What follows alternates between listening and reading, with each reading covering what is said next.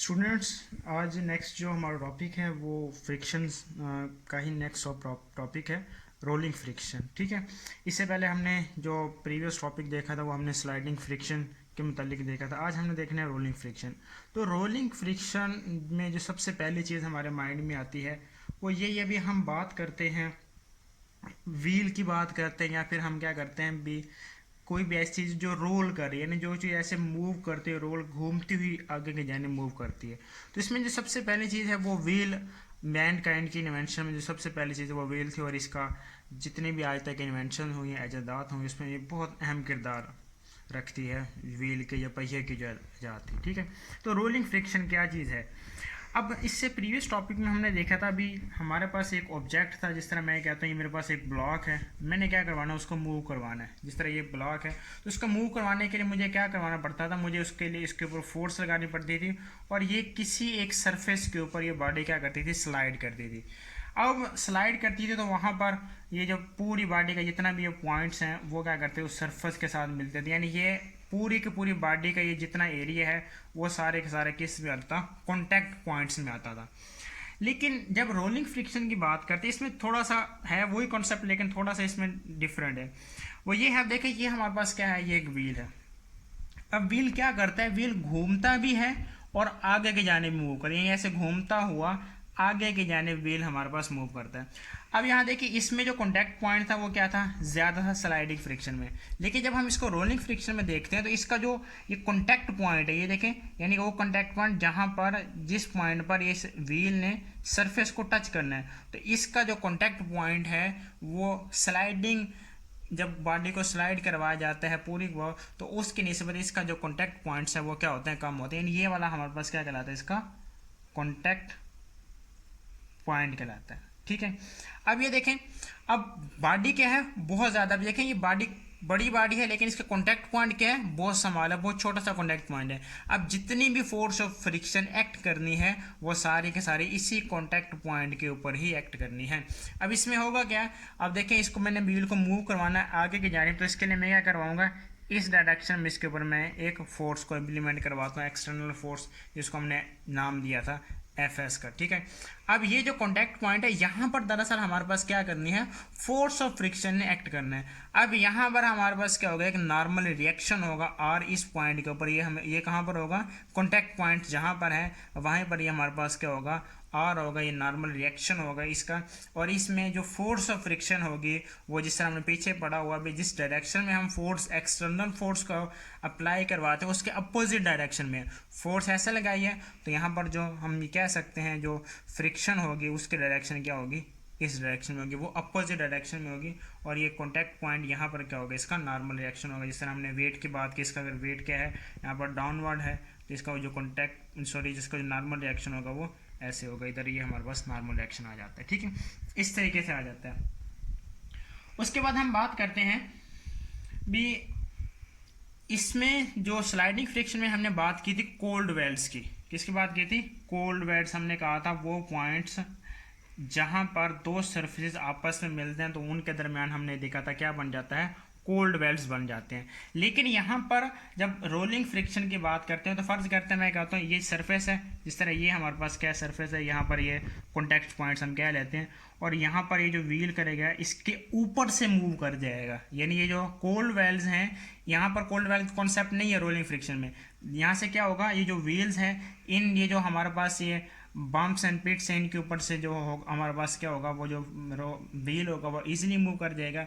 और इसलिए हमारे पास जो रोलिंग फ्रिक्शन होती है वो स्लाइडिंग फ्रिक्शन की निस्बत क्या होती है, बहुत कम होती है। यानी जो रोलिंग फ्रिक्शन होती है वो बहुत कम होती है स्लाइडिंग फ्रिक्शन की निस्बत। Rolling friction is very small as compare to sliding friction. उसके बाद हम ये देखते हैं, ये उसकी वैल्यू बहुत ज़्यादा स्मॉल होती है। और इसका ये देखते हैं भी, ये जो रोलिंग फ्रिक्शन है, यानी ये जो है, इस कॉन्सेप्ट को हम दरअसल इस्तेमाल कहाँ पर करते हैं, तो इसको जो वाइडली हम यूज़ करते हैं वो दरअसल हम इसको यूज़ करते हैं बॉल बेयरिंग्स में। बहुत ज़्यादा क्या किया जाता है, इसका इस्तेमाल किया जाता है। बॉल बेयरिंग्स क्या देते हैं, या फिर हमारे पास क्या होते हैं, रूलर बेरिंग्स होते हैं। अब ये रूलर बेरिंग्स और बॉल बेरिंग ऑलमोस्ट हमारे पास जितनी भी मशीनरी है, बड़ी मशीनरी है या छोटी मशीनरी है, ऑलमोस्ट हर जगह पर आपको ये बेरिंग्स देखने को मिलेंगे। ये दरअसल इसका मकसद क्या है इनका इस्तेमाल करने का भी, ये फ्रिक्शन की वैल्यू को बहुत कम कर देते हैं, माइन्यूट कर देते हैं, क्योंकि हमें पता है हमारे इन्वायरमेंट में हर जगह पर फ्रिक्शन पाई जाती है। कोई मशीनरी है वट एवर, जहाँ भी हम उसको किसी भी हिसाब से इस्तेमाल करें तो वहाँ पर फ्रिक्शन लाजमी होनी है। तो इनमें लाजमी तौर पर हम क्या करते हैं, इस बॉल बेरिंग्स का इस्तेमाल किया जाता है ताकि हम फ्रिक्शन को कम कर सकें। अब बॉल बेरिंग्स कैसे होते हैं, जिस तरह ये हमारे पास के इस तरीके से होता है ये, और इसमें हम बाल्स का इस्तेमाल करते हैं। ये इस तरीके से हमने इसमें बाल्स होती हैं छोटी छोटी, जो क्या कर सकते हैं हम, ये बाल्स हैं, इसने मूव करना तो ये ईजिली क्या कर सकेंगे, ये एक दूसरे के ऊपर मूव कर सकते हैं, और यहाँ पर जो फ्रिक्शन की वैल्यू होती है वो हमारे पास क्या हो जाती है, बहुत कम हो जाती है। उसके बाद ये है भी जो व्हील होता है, अगर हमें कह देता हूँ यहाँ पर, अब यहाँ पे कुछ ना कुछ तो फ्रिक्शन है तो व्हील क्या करे, मूव कर। अब मैं कहता हूँ ये जो फर्ज करें ये वो व्हील है या बेरिंग है, मैं कहता हूँ यहाँ पर जो फ्रिक्शन की वैल्यू है वो मैं क्या कर देता हूँ, ज़ीरो कर देता हूँ। अगर यहाँ पर फ्रिक्शन की वैल्यू ज़ीरो होगी तो ये जो व्हील होगा, ये बॉल बेरिंग जो होगा वो क्या करेगा, एक ही जगह पर ऐसे क्या करता रहेगा, घूमता रहेगा और आगे के जाने मूव नहीं कर सकेगा। इसकी एग्जांपल हम ऐसे ले लेते हैं ऑर्डिनरी रोज़मर्रा ज़िंदगी से। अगर हमने देखा कोई बड़ी गाड़ी है, कोई लोडेड ट्रक है, अगर वो मैं कहता हूँ भी एक कच्चे इलाके में चला गया, यानी जहाँ पर जो सरफेस है वो क्या सारे सारा कच्चा है, अब वो लोडेड ट्रक है, तो हमने अक्सर देखा है भी वो जो उसके जो व्हील्स होते हैं वो एक ही जगह पर घूमते रहते हैं, यानी वो आगे मूव करने के बजाय वो जो व्हील्स हैं वो एक ही पॉइंट के ऊपर क्या करते रहते हैं, रोल करते रहते हैं। तो इसका मतलब ये है भी अगर व्हील को घूमना है तो उसके लिए हमें डिज़ायरेबल फ्रिक्शन की वैल्यू चाहिए होगी, यानी कुछ ना कुछ फ्रिक्शन वहाँ भी चाहिए होगी। अगर मैं कहता हूँ यहाँ पे फ्रिक्शन की वैल्यू नहीं है तो उसका मतलब क्या होगा, ये जो व्हील वो भी मूव नहीं कर सकेगा, बल्कि एक ही जगह पर वो क्या करता रहता है, रोल करता रहता है। तो इसके लिए डिज़ायरेबल फ्रिक्शन के लिए हम क्या करते हैं, जो हमारे पास टायर्स होते हैं उसके ऊपर हम इस्तेमाल करते हैं थ्रेड्स। जो टायर्स होते हैं उसके ऊपर आपने देखा होगा वो छोटे छोटे थ्रेड्स बनाए होते हैं। उस थ्रेड्स का मतलब मकसद क्या है, ताकि हम डिज़ायरेबल फ्रिक्शन को प्रोवाइड कर सकें। और उसका मतलब थ्रेड्स क्या करते हैं, जो रोड के ऊपर ग्रिप होती है टायर की वो क्या करते हैं, उसको अच्छा बनाते हैं, यानी जो ग्रिप ऑन रोड होती है उसको क्या करते हैं, ये बेहतर बनाते हैं। ये जितने भी हमारे पास क्या होते हैं, थ्रेड्स होते हैं, ठीक है। अगर जो न्यू टायर है उसके ऊपर जो थ्रेड्स होते हैं वो अच्छे, मतलब वो न्यू होता है, उसके ऊपर थ्रेड्स वाज़ेह होते हैं तो इजीली क्या कर सकते हैं, वो मूव कर सकते हैं। लेकिन अगर टायर हमारे पास पुराना हो गया तो उसके ऊपर वक्त के साथ ये जो थ्रेड्स होते हैं वो क्या जो होते जाते हैं, कम होते जाते हैं, और इस वजह से जो रोड के ऊपर उसकी ग्रिप होती है वो भी क्या हो जाती है, कम हो जाती है, ठीक है। इसलिए अगर हम देखते हैं भी अगर हमारे पास कोई वेट रोड है, गीला रोड है, तो वहाँ पर हम क्या करते हैं, क्योंकि वहाँ पर फ्रिक्शन की वैल्यू कम हो जाती है। जब फ्रिक्शन की वैल्यू कम होगी तो वहाँ पर जो ग्रिप उसके ऊपर फ्लोर के ऊपर या रोड के ऊपर जो ग्रिप होती है टायर की वो भी क्या हो जाती है, कम हो जाती है।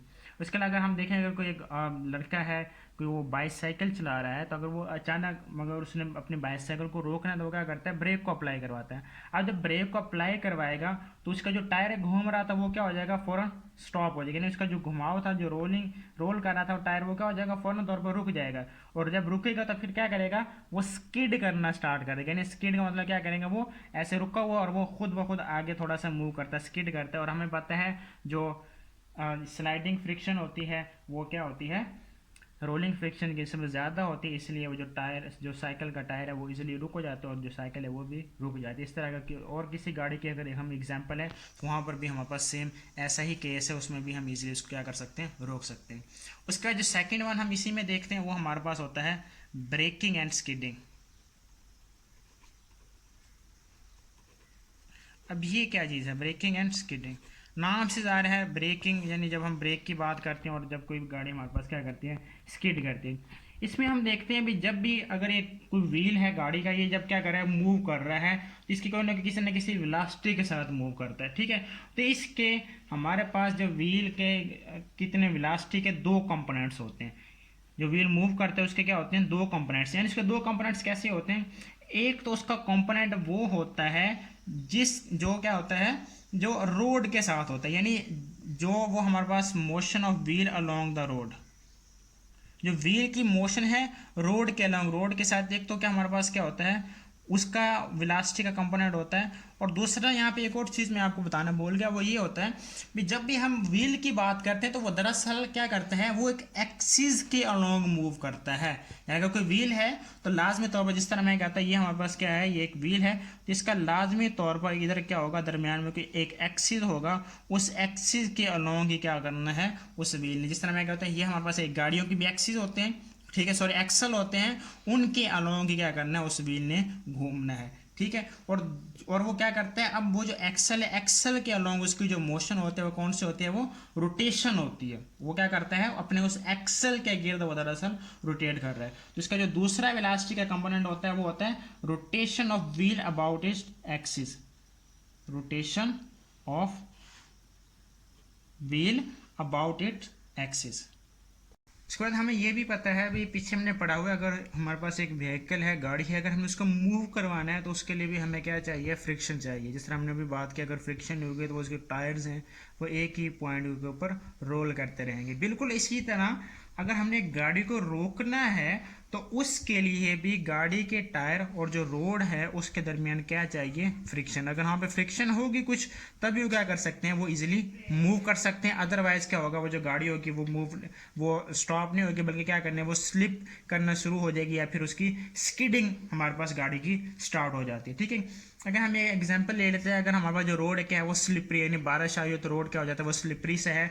और ऊपर से क्या है, उसका जो टायर्स के ऊपर जो थ्रेड्स हैं, जो उस हर टायर के ऊपर जो थ्रेड्स हमारे पास बने होते हैं, वो भी क्या हो गया, वो नाउन, यानी वो हमारे पास क्या हो जाए, हमारे पास जो टायर था वो पुराना है, उसके जो थ्रेड्स हैं वो ऑलमोस्ट ना होने के बराबर है। जब थ्रेड्स ना होने के बराबर तो फिर उसकी जो ग्रिप होती है रोड के ऊपर, वो भी क्या हो जाती है, कम हो जाती है, ठीक है। तो फिर उसमें क्या होगा, जो टायर्स होंगे वो रोल करने की बजाय क्या होना स्टार्ट हो जाते हैं, रोड के ऊपर स्लिप होना स्टार्ट हो जाते हैं। यानी वो, अब हमने अगर ब्रेक लगाई तो ब्रेक लगाने से क्या है, उसने फौरन स्टॉप होना है, या फिर अगर हमने क्या करना, वो गाड़ी को हम लेकर जा रहे थे, उसने रोल करना है, तो वो रोल करने के बजाय क्या हो जाते हैं, वो गाड़ी स्लिप करना, जैसे हम थोड़ी सी ब्रेक अप्लाई करेंगे गाड़ी क्या हो जाती है, फौरन ही रोड के ऊपर स्लिप करना शुरू हो जाए। स्लिप का मतलब क्या है, अगर वो अपने रास्ते में इस तरह इजीली जा रही थी, वो फौरन क्या हो जाए, थोड़ा सा इधर मुड़ जाएगी, या फिर अचानक ऐसे मुड़ जाएगी, वो स्लिप करना स्टार्ट हो जाती है, ठीक है। और क्या होगा, अगर हम क्या कहते हैं भी, अगर हमारे पास जो व्हील्स हैं वो अच्छे तरीके से क्या करना चाहिए, रोल करते रहें, तो फिर उसके लिए क्या होना चाहिए, टायर्स की जो रोड के ऊपर ग्रिप है वो क्या होना चाहिए, अच्छी होनी चाहिए। यानी ग्रिप का मतलब क्या है, यहाँ पे हम बात करते हैं ग्रिपिंग फोर्स की, तो ग्रिपिंग फोर्स दरअसल हमारे पास क्या है, वही हम फ्रिक्शन की बात करते हैं। अगर अच्छे तरीके से वो मूव करना चाहती है गाड़ी, तो उसके लिए जो ग्रिपिंग फोर्स है, यानी जो फ्रिक्शन है रोड और टायर के दरमियान, वो क्या होनी चाहिए, अच्छी होनी चाहिए। अगर वो डिज़ायरेबल होगी तो इजीली क्या करता रहेगा, वो गाड़ी हमारे पास क्या होगी, उसके ऊपर इजीली रोड के ऊपर मूव कर सकेगी, और इससे क्या होगा, वो फिर गाड़ी स्लिप भी नहीं करेगी रोड के ऊपर, ठीक है। अगर हम क्या कहते हैं, अगर एक गाड़ी जा रही थी, अगर हमने क्या करना, उसको रोकना है, अगर हमने अचानक रोकना है या वैसे जा रहे थे, अगर हम चाहते हैं हम उसको स्मूथली रोकना चाहते हैं, स्टॉप करवाना चाहते हैं, तो उसके लिए हम क्या करते हैं, जब ब्रेक्स अप्लाई करवाते हैं तो ब्रेक्स हम आहिस्ता आहिस्ता अप्लाई करवाते हैं। ऐसा नहीं है भी हमने जाना था, हमने रोकना, तो अचानक जब ब्रेक लगाएंगे तो उससे क्या होगा, वो गाड़ी क्या करना स्टार्ट कर देगी, वो स्किड करना स्टार्ट कर देगी। अब कैसे, अब वो दरअसल वो जो रुकना है, ब्रेक अप्लाई करवाना, तो उसके लिए भी हमने यहाँ पे पीछे बात की फ्रिक्शन चाहिए, तो उसके लिए भी फ्रिक्शन चाहिए होगा, तो वो इजीली क्या कर सकेगी, गाड़ी हमारे पास स्टॉप हो जाती है। अब उसकी भी एक खास लिमिट है, यानी एक लिमिट के अंदर तक ही है, जब हम ब्रेक अप्लाई करवाते हैं तो वो फ्रिक्शन उसको मिलती है और वो गाड़ी पे क्या आ जाती है, रुक जाती है। अब हम जिस तरह मैं कह रहा हूँ, मैं काफ़ी स्पीड के साथ जा रहा हूँ और मैंने अचानक जब ब्रेक लगाई है, जब मैंने अचानक ब्रेक लगाई है, तो उससे वो जो डिज़ायरेबल फ्रिक्शन की लिमिट थी, जो वो गाड़ी के टायर प्रोवाइड कर रहे थे उसको रोकने के लिए, तो वो उस लिमिट से हम क्या हो जाते हैं, इंक्रीज हो जाते हैं। तो जैसे ही हम उस फ्रिक्शन की लिमिट से बियॉन्ड जाएंगे, उससे इंक्रीज कर जाएंगे, तो फिर गाड़ी क्या करना स्टार्ट कर देगी, गाड़ी हमारे पास स्किड करना स्टार्ट कर देगी। यानी जब हम क्या करते हैं, जो फ्रिक्शन की लिमिट है, फ्रिक्शन की लिमिट से जब हम क्या करते हैं, जब हम इंक्रीज कर जाते हैं, इंक्रीज करेंगे, तो फिर गाड़ी हमारे पास क्या करना शुरू हो जाती है, गाड़ी हमारे पास स्किड करना स्टार्ट हो जाएगी। और जब स्किडिंग होती है तो फिर उसने डेफिनेटली अपने पास से डाइवर्ट हो जाए, ये अपने असल पास से निकल जाना है, तो उससे फिर क्या होगा, वो हमारे पास कोई एक्सीडेंट का उससे मसला बन सकता है, कोई एक्सीडेंट हो सकता है। और ऐसा इसलिए होता है कि उसमें जो गाड़ी है वो अपना मोमेंटम लूज कर जाती है। अब कैसे, फर्ज कह रहा गाड़ी जा रही थी, वो अपन उसका डेफिनेटली कोई ना कि मैस भी होगा, और वो किसी न किसी स्पीड के साथ जा रही है। जब स्पीड से जा रही है तो उसका कोई ना कि मोमेंटम होगा। अब हम जैसे ही ब्रेक्स को अचानक अप्लाई करते हैं, बहुत स्ट्रेंथ के साथ, बहुत ज़्यादा फोर्स के साथ, जब हम क्या करते हैं स्ट्रांगली ब्रेक्स को अप्लाई करवाते हैं, तो फिर क्या हो जाता है, जो गाड़ी का टायर है वो फ़ौरन रुक जाए, यानी ऐसे रोल करता है उसने फ़ौरन स्टॉप हो जाना, रुक जाना है। जब फ़ौरन टायर क्या होगा, स्टॉप होगा, रुक जाएगा, फिर उसने जाहिर सी बात है अपना मोमेंटम जो है, उसने फिर उस मोमेंटम के साथ कुछ ना कुछ तो उसने अपना उस मोमेंटम को कंटिन्यू रखना है। तो उसके लिए फिर क्या होगा, गाड़ी जब उसके टायर फौरन लॉकअप हो गए हैं, रुक गए ऐसे ही, तो फिर वो गाड़ी क्या करना स्टार्ट कर देगी, गाड़ी स्किड करना स्टार्ट कर देती है। और उसके लिए भी हमारे पास एक फ्रिक्शन की लिमिट होती है, उससे जब हम इंक्रीज करेंगे, बियॉन्ड करेंगे, तभी हमारे पास गाड़ी क्या हो जाती है, वो स्किड करना स्टार्ट हो जाती है। और उससे फिर क्या होगा, जो गाड़ी है, जो ड्राइवर है, वो अपना कंट्रोल खो जाता है, और फिर वो गाड़ी अनबैलेंस हो जाती है, और फिर वो किसी न किसी हादसे का शिकार हो सकता है इजली। ठीक है ना। इसलिए जब भी हम कहते हैं कि अगर हमने ब्रेक्स को भी अप्लाई करवाना, तो उसके लिए हमें अचानक ब्रेक्स को अप्लाई नहीं करवाया जाता, हम उसको स्मूथली ईजिली थोड़ा थोड़ा करके ब्रेक्स को अप्लाई करवाते हैं, और फिर गाड़ी हमारे पास ईजिली रुक जाती है। तो इसको हम इस तरीके से देखते हैं।